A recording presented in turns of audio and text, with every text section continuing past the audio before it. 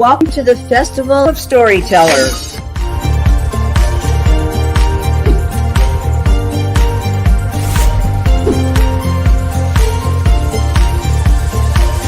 I thank everybody that's involved with this process because we know writers need readers and writers need publishers.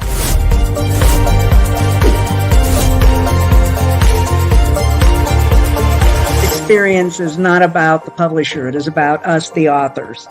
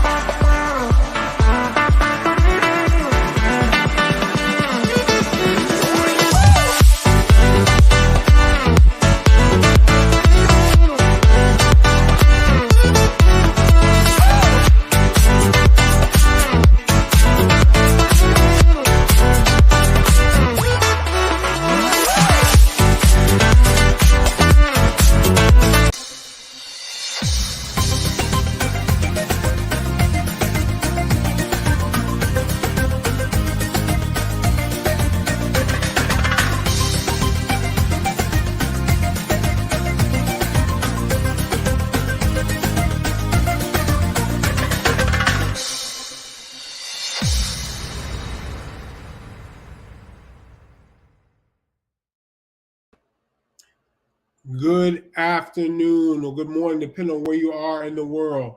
My name is Darren DC Lyons, and I'm with you today to share a little time with you and talk about my book, talk about my experience. I'm a writer, coach, trainer, speaker, and my book is With Worn Out Tools, Navigating the Rituals of Midlife. With Worn Out Tools, Navigating the Rituals of Midlife. And it's a story about my journey from being a corporate executive, traveling the world, making relationships all over the world, in the Philippines, as a call center manager, the Philippines, Guatemala, Costa Rica, and El Salvador. And in one short year, going from being a corporate executive to being a below-knee amputee. Now, I gotta let you know that now I am a double below-knee amputee, stroke survivor with a heart condition and dialysis patient. I know it gets a little long, so I'm gonna repeat it.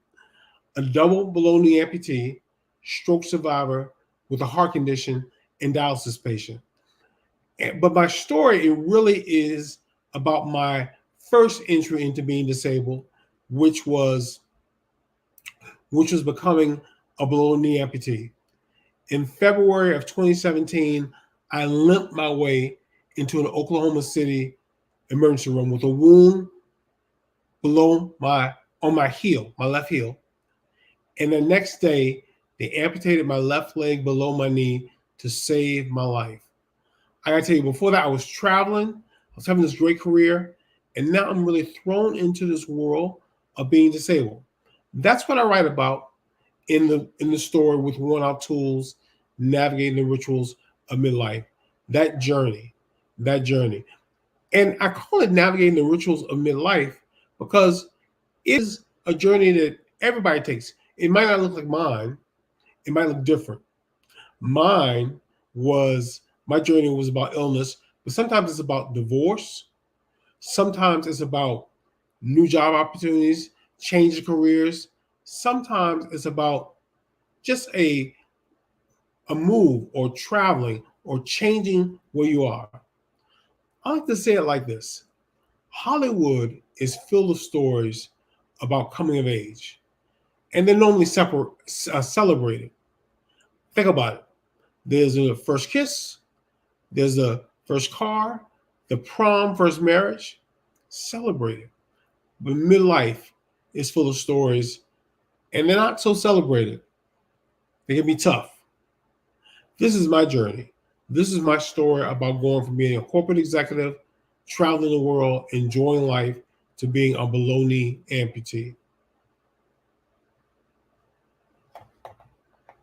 That being said, I want to see if we have any comments. Not yet, but hopefully people will be joining us live. My book has a couple of overriding themes. It is about resiliency, about optimistic humor, accountability, and relationships. And all throughout my book, there are things in reference to that. There are things that happen in reference to that. Let's talk about resiliency for a second. When they dropped me off after my amputation, my first below knee amputation, and dropped me off in a skilled nurse facility, I was desperate. I didn't know what my life would be. I was in between jobs. I was changing careers, and then I had this below knee amputation by a freak accident. I cut my left heel by putting it in my favorite snow boots on an icy day in Oklahoma City. And from that time, I didn't, and I like to share my story because I didn't take care of the things I needed to do. You would think by being a lifelong diabetic, I would have went straight to the hospital, but I didn't. I didn't. I tried to self-heal myself. I tried to give myself self-medication. Not like that, but just cleaning the wound and bandaging it and doing all those things instead of taking care of it and going to the hospital. I waited 4 weeks. And that's one of the things I love to share with people because I don't want people to make the mistakes that I made. I waited 4 weeks before I went to the hospital, just every day going into my man cave upstairs and cleaning my wound and trying to ask myself, is it better or is it worse? Is it better or is it worse? And because of that, I lost time. And because there's not much bone in your heel, there was no way for the heel to heal. And my knee had to be amputated. My leg had to be amputated below my knee. And if you know anything about amputations, if you have a lower extremity amputation, you probably, because of the loss of circulation, like I did with diabetes, you probably have to have a second one to save your other leg as well. And I wanted to share with you that the title of the book, With Worn Out Tools, comes from the poem If by Rudyard Kipling.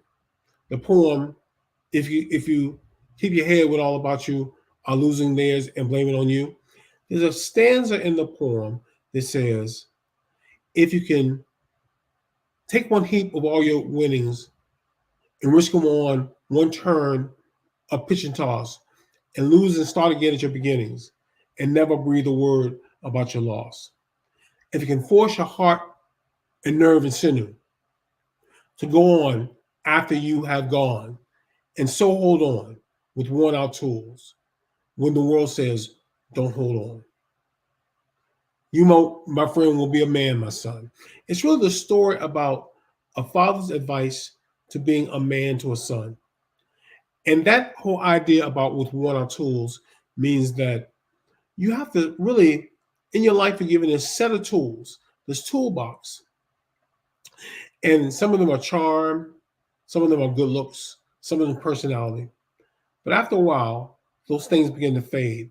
As the years stack, as things begin to get brittle and your strength begins to weaken, your tools become worn out. But as one of my readers of the book told me, worn out tools can be sharpened once again. And that's my story. It starts with my birthday party, my 50th birthday party, celebrating the things I accomplished in my career. And then within 1 year of that 50th birthday party, I had to have my left leg amputated below my knee. That's resiliency. That comeback from that is resiliency.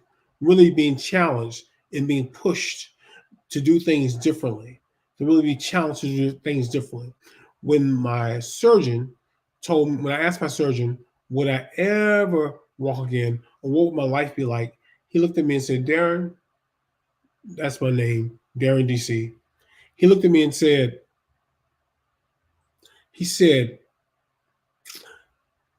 an amputee can do almost anything that they could do before the amputation, but they have to learn how to do it differently. And that became my quest. How do I do things differently? How do I rebuild a life after being a corporate executive traveling the world? Thank you. Thank you. Betty, welcome. Glad to meet you. Thank you for joining us today. That's kind of my background story on with worn out tools, navigating the rituals of midlife. I want to read a couple passages from the book, but also want to invite you to have any questions you might have about my book or about my experience in being a writer. I've written 2 books and published 2 books with worn out tools, navigating the rituals of midlife. And then the other book is A Day in the Life in a Skilled Nurse Facility. 18 short stories about a young man trapped in a nursing facility. And I called myself a young man. I was 50 at the time, 51 at the time, compared to the people who were in the nursing facility with me. But this is my latest book, available on Amazon, Barnes & Noble, and all places where books are sold. That being said, I do want to read a passage from With Worn Out Tools. As I said, a lot of my experience from my books I've written is about my experience in the healthcare industry, my experience as a patient in the healthcare industry. And a lot of times when you are, hey Frank, good to see you. Good to see you. Franz, good to see you. Yeah, Franz, I gotta tell you, man, great point. I wasted a lot of time not getting that healing, and that's what did me in. I like to say that sometimes you have a soundtrack in your mind about being positive, which is great, but you can do yourself in. You can do yourself in by not taking the advice of other people. You need to invite the advice of other people into the conversation. Into conversation. As I was saying before, a lot of the experience I had was in the hospitals. Think about it, you get an amputation, you recover from the surgery, which is a really, really traumatic experience. You're mentally getting prepared to go into rehab. And as you are in rehab, before you go to rehab, to be released into rehab, you have to do one thing. And if any of you all have been in the hospital, you know what that one thing is. You have to produce urine on your own. I hope this doesn't sound disgusting, but I want to read from you one of the chapters from our book. There's a little humorous. It's called A Prayer for P. A Prayer for P. The first step toward my comeback was the transfer from the hospital to a rehab facility. Before I could leave the hospital, I had to pass urine on my own power. After operation, the staff keeps a strict record of how much urine you produce. Produce is the operative word, as urine can quickly become like taxes. Everyone's familiar with that Chris Rock joke that you don't have to give taxes, they take taxes. Well, when you don't make urine in a hospital, they take urine as well. As many of you know, this is done by using a catheter. During my stay, I was introduced to the catheter on 2 occasions. All I remember is the nurse removing the catheter from a sterile container and me screaming like a stuck pig. I should have known that the pain would be intense as my wife Elaine got really quiet and demure. Not her normal posture, and looked the other way when the procedure began.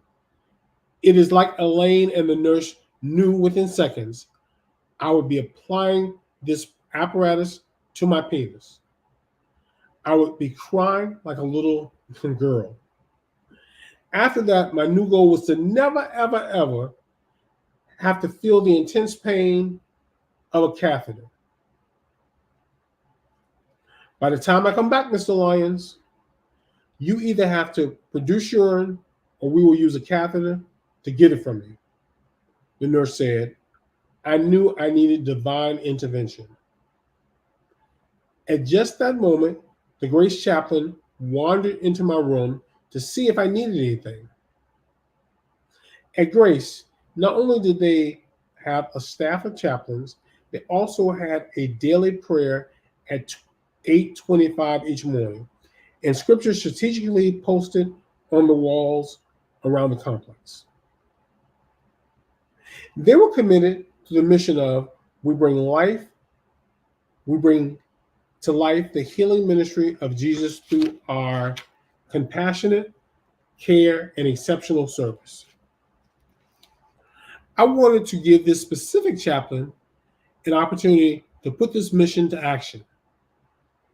I told him my challenge faced with the task of producing urine or the prospect of a catheter. I told him that I needed him to pray for me to produce urine on my own. I needed a prayer for P. Initially, he seemed curious and a bit perplexed, which is understandable. But then he shook off any hesitancy, took my hand, and recited a wonderful prayer asking for God's grace and mercy in the form of urine. I'm not exactly sure what he said, but right after that, I grabbed my bedside urinal and pee began to flow like a river. God will truly meet you at the point of your needs, lying in my bed with my manhood in one hand and a plastic urinal in the other. I don't believe I ever praised God before like I did that afternoon at Grace.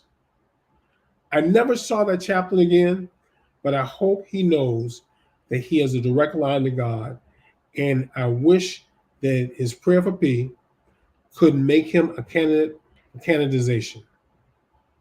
It was truly a miracle.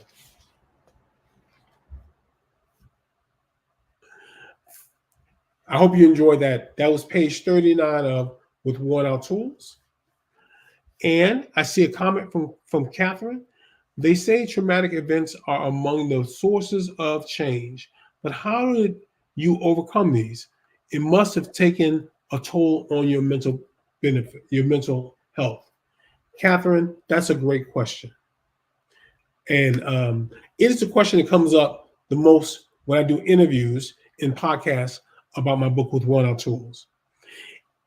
And because I'm a very positive person, Catherine, I sometimes graze over the frustration I felt with this issue. Like, I was a great person. I gave charity. I donated to my church. I did all these things. And I saw others in worse health than me and others who didn't take as much work as I did. And they still seemed to be okay. They still had both their legs. But I tell you, when they dropped me off at that nursing home, that skilled nurse facility, which is a fancy name for a nursing home, I was distraught. I was perplexed. I was frustrated. And I was totally discouraged about what my life would be. I was 51 years old. I was a corporate executive, but I was between jobs. And I didn't know what I would do to make a living for myself or even to have purpose. So to answer your question, I was discouraged this morning just getting out of bed. It is so much work for a double amputee, someone without ankles, to get out of bed. It takes so much energy and effort. There's a thought process that it takes 80% more effort to do anything with a prosthetic leg, which I have two prosthetics, anything than it does with your natural legs. So even this morning, I was discouraged, getting up, putting on a nice outfit for you all today. But I've learned to dip into a reservoir of hope. I've found that the greatest tool that I have is hope. Hope for a future, hope that there's still a plan for me, hope that there is still something that I can contribute to this world. And I've watched people who are amputees or who are adults, people either give up or grow up. And I've tried to grow up. I've tried to. So your point about traumatic events or several traumatic events making change is a good one. Since the time of laying on that table, I've written 2 books. I have started a training, coaching, writing, speaking business. I have trained over 650 executives in the color code personality assessment. And I've had 15 or 20 at a time executive coaching clients, executive leadership coaching clients in 4 countries. So I really have tried to take advantage of this to move forward. Thank you for the question. Jennifer Jackson, how'd you overcome the fear of starting over? There must be that what if I won't be as successful this second time around thought haunting your mind. Absolutely, Jennifer. That has been, and as I said before, that is every day being dedicated. Really, setting goals have been a big part of what I've done, Jennifer. I have set goals for my business and in getting into the coaching of individual leadership people. I have coaching clients that are COOs, that are IT managers, HR managers, account managers, people working for public companies, and even a couple pastors, getting into the goals and helping them to solve their problems. Giving that service, that has helped me in growing a business. I've been able to have coaching clients. I've been able to have training clients, and I've been able to connect with people. I really, since the pandemic, everybody connects via Zoom, kind of the way I'm connecting with you all via StreamYard, and that has brought the world to me. So although I don't travel much anymore, every now and then I'll travel to some conferences and other things. The world comes to me via Zoom. And it is that confidence in the things that I believe and the faith that I have that I still have a purpose. I like to say, Jennifer, that I'm glad the Bible says that you have to have the faith of mustard seed, because if the Bible said I had to have the faith of an avocado seed, I'd be out of luck. I'd be out of luck. Oh, another question. Great. Chloe, what would you say your most significant memory engaging with the healthcare system? That is an excellent question, Chloe. There are a couple things. I've seen that that the whole system is regulated by checklists. They bring you in, they ask you what happened to you, you have to repeat that over and over and over. And they go down a checklist to know what your medications are, to know what your conditions are, and where you are as well. And what I've learned is that I have to be an advocate for myself, Chloe. I've learned that I've seen people, especially in dialysis. If you know anything about dialysis, I'm in dialysis 3 times a week, hooked up to a machine, purifying my blood, and taking off extra fluids 3 times a week. It used to be 4 hours a week. Now it's about 3.5 hours. And I've watched people give up hope. I've watched people not be an advocate for themselves, and they decline. And sadly, I've seen people die. And I've decided that's not how I'm going to go out. That I need to get recharged. I need to advocate for myself, ask a lot of questions. I need to be different than I was before when I first cut my foot, when I did nothing. I need to be asking questions. And I know it frustrates them sometimes, Chloe, because they're like, oh, I wish he'd just go to sleep, because a lot of people do. But I'm concerned about what's happening with me. I'm asking about the medication. If something looks different, I ask a question. If something doesn't feel right, I ask a question. I really follow up. It doesn't make me the most popular patient, but I have been on dialysis for almost 6.5 years, and I'm still thriving.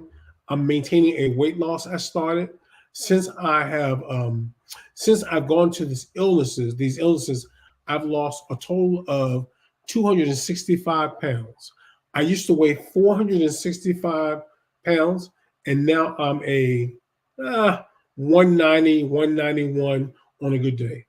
So it's really been taking activity in my health, and I've tried to learn to do that with grace. Thank you for the question. Hi, Riley. It's always a miracle when someone overcomes illness. And Riley, I wouldn't say that I've overcome illness. Thank you for the question. I would say, though, that I'm overcoming illness. And the reason why I say that is because it is an effort every day. Just this week, I got a cold, and I was down for a few days. And Riley, when you have your double amputee, you think that would be enough, right? But you're not you are not devoid of other things that happen. Backaches, colds, problems with transportation, bills that need to be paid. I'm always overcoming because I'm always dipping into that reservoir of hope. And I talk about that a lot in my book with One Out Tools, right? It is that whole resiliency, optimistic humor, as I tried to share with you earlier, accountability, and relationships. I didn't mention relationship, which is the R in my kind of equation, and it's because of my wonderful wife. I had a good buddy of mine who got an amputation the same time I got mine. And unfortunately, he didn't have a wife that pushed him. He didn't have a wife that would challenge him. He didn't have a wife that would encourage him when he got down. And he has since passed away. Relationship is a very important part of that equation. Once again, resiliency, accountability, optimistic humor, and relationship.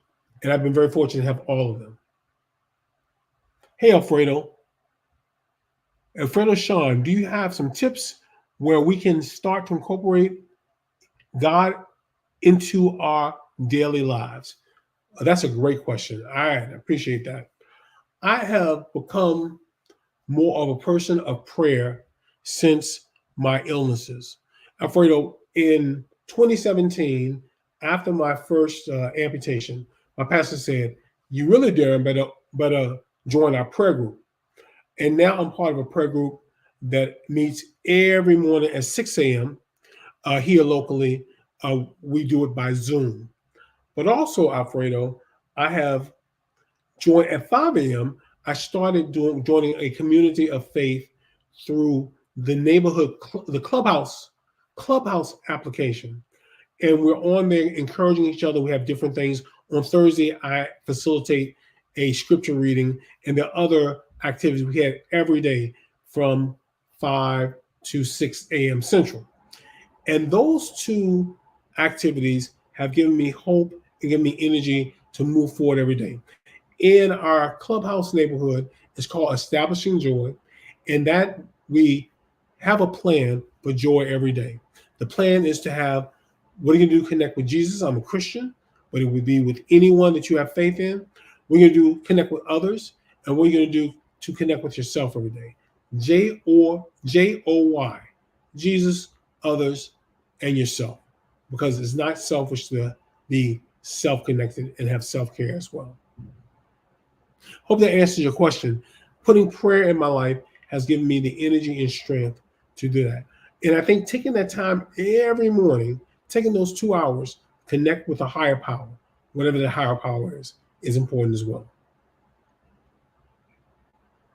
That's correct, Jennifer. You can never go wrong with God's grace. I agree with you. Once again, the name of my book is With Worn Out Tools. Looks like we're running out of time. The name of my book was With Worn Out Tools, Navigating the Rituals of Midlife. It is available on Amazon.com and also available on Barnes & Noble, everywhere books are sold. Oh, I have another question from Monique. It must have been tough looking back into some of your weakest moments in life, but we're grateful you decided to share those moments. Thank you for that question or that statement, Monique. It has. In preparation for you all, I reread my book, and it reminded me how tough it was to go through those moments, right? To relive them. And I have family members who read my book and say, Darren, it's tough knowing how difficult it is for you. However, I have had people read my book and say, it's the first book I've read since college. I've heard people say, Darren, I was so moved by your book. I've had younger people who are not in midlife, Monique, who told me I was interested to see what's ahead for me. And as I said before, Monique, something's ahead for everybody. It's a ritual because everybody goes through something.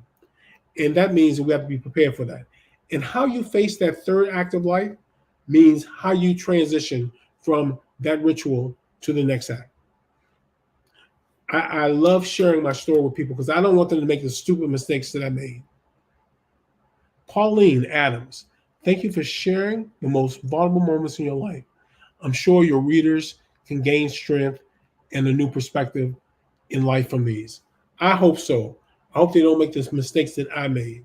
I had a chance to speak at a prison one time, and these prisoners, which there were 50 of them, at a maximum security prison could relate to my story. And they said, "What did you do?" And I told them about my career.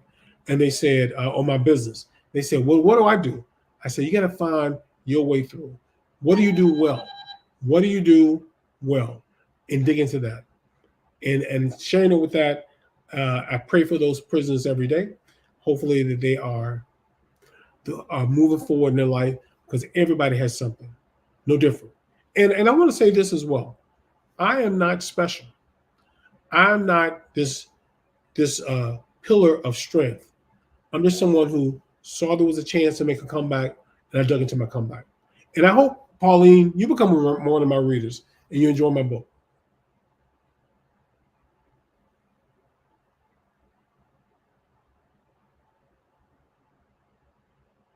Once again, my book is entitled With Worn Out Tools, Navigating the Rituals of Midlife. You can find it on www.korr.com, which is in the label, and also on Amazon and Barnes and Noble.